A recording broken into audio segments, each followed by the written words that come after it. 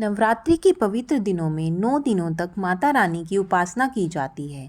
इन दिनों में माँ को प्रसन्न करने के लिए भक्तजन व्रत व पूजा अनुष्ठान करते हैं।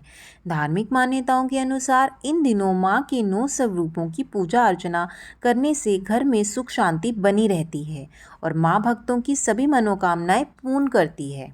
नवरात्रि के 9 दिनों तक व्रत रखने को लेकर कुछ नियम व धार्मिक मान्यताएं भी हैं, जिनका पालन किया जाना अवश्य है। नियमों के विपरीत करने पर देवी माता रुष्ट हो सकती है। शास्त्रों के अनुसार अगर इन नियमों का पालन किया जाए तो माता रानी की कृपा हमेशा बनी रहती है और मनोकामना भी पूर्ण हो जाती है।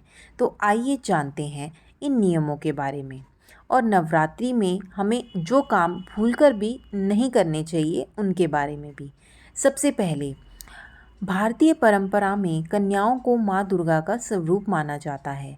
यही कारण है कि नवरात्रि में कन्या पूजन या कंजका पूजन कर लोग पुण्य की प्राप्ति करते हैं। माना जाता है कि नवरात्रों में किसी भी कन्या या महिला के प्रति असम्मान का भाव कभी नहीं आना चाहिए। शास्त्रों में यहाँ तक भी कहा गया है कि यत्र नार्यस्तु पूज्यन्ते रमते तत्र देवता। किसी भी कन्या का अपमान होने पर माँ दुर्गा नाराज हो सकती है। दूसरा, यदि आपने घर में कलश स्थापना की है या माता की चौकी या अखंड ज्योति लगा रखी है तो घर खाली कभी नहीं छोड़ें, यानी घर में किसी न किसी का होना बहुत ज़रूरी है।